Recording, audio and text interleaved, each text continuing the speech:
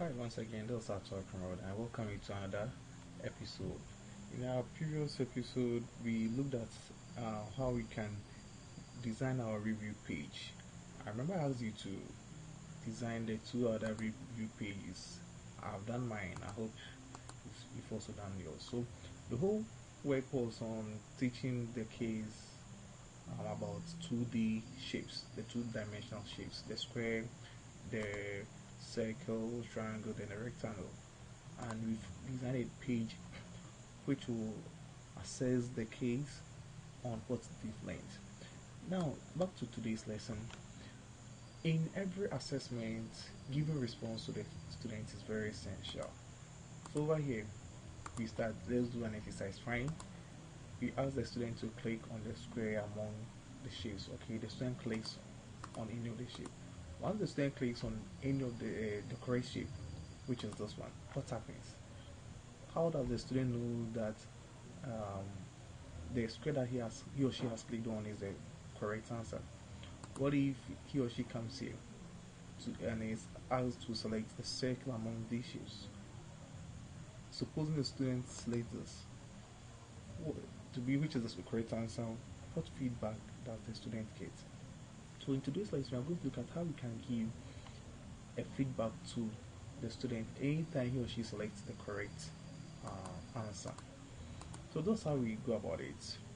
We are going to insert a new slide over here. So new slide, it comes just yet. Alright. And then we use our insert option over here. We come to pictures. And then we get this picture which says well done. Alright. So we enlarge it to fit. Then I prefer we format our background, give it a solid fill and change it to black. Will black be okay? I doubt. Then maybe let's use our white. That's cool. So we are done with the first one. Let's see how it goes. We've already learned about hyperlinks. Yeah, we did it in one of the episodes. So we're going to hyperlink this object to this page. Let me take it again. We are going to create a hyperlink. Probably say an action button. Yeah, we're going to make this an action button, which when the student selects, will just move to this. Let's put this into action so you get a better understanding. So action, hyperlink to slide. So that will be slide. Okay, let's just use the next slide.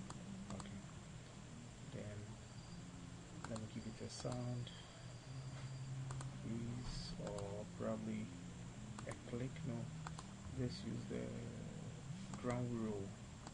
Okay, then we have this.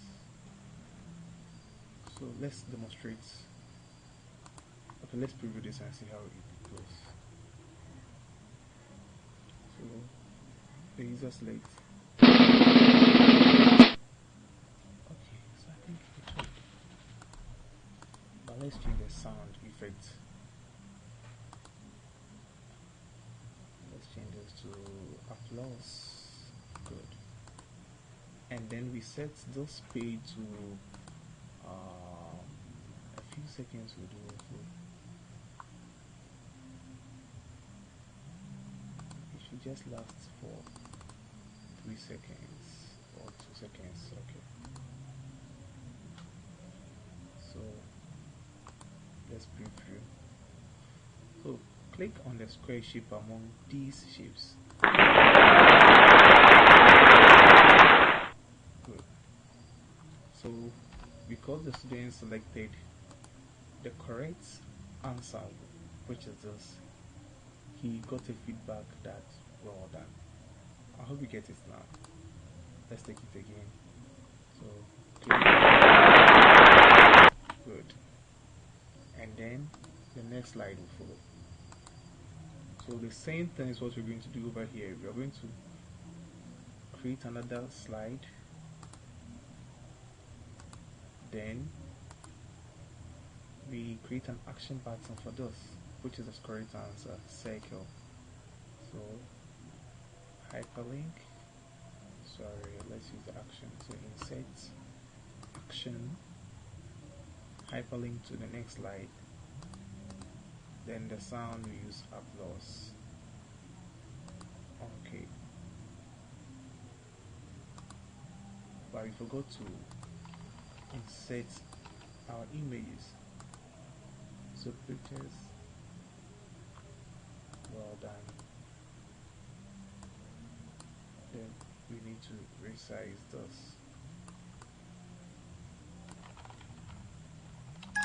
Good. And then the transition should be just 2 seconds. Alright. So let's preview and see how it will go. So square, and click on the circle among these shapes. Alright, so for your assignment, work on the next two slides. That's for the triangle and then the rectangle. Yeah, create a feedback slide for these two pages. Then we continue in our next episode. But one thing, what if the students or the people select the wrong shape? For example, where they click on the square shape among these shapes and the student clicks on this or this, what happens? This or this, what happens? So sure, we can create another slide which when the student clicks on this we say no, please try again, wrong answer or something. Just as we've created for the positive feedback, you can also create one which when the student selects a wrong answer gets negative feedback. Yeah, you can work on that. But I'll be taking you to another level of this work where I'll be introducing you to macros. Yeah, you can do a bit of coding, a bit of yeah, a bit of code over here. So the next episode I'll be taking you through the macros. But as we've not got there yet, you can try your hands on a negative feedback where the student selects a wrong answer. So that's all for today. Thanks and take care. Bye.